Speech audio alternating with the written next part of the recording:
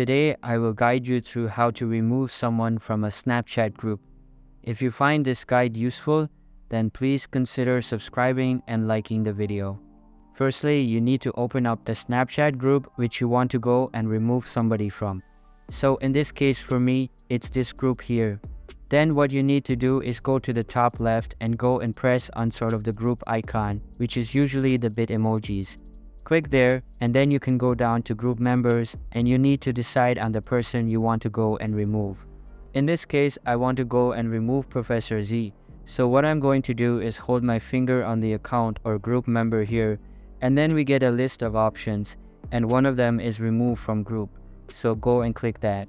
And then as you can see, it says you remove Professor Z from the group. Professor Z and other group members will see you've removed them from this group. Professor Z will still be able to see and take screenshots of the history of the conversation, but they can't chat anymore, and I'll just show you what it looks like from the perspective of the person you removed. That's it for today.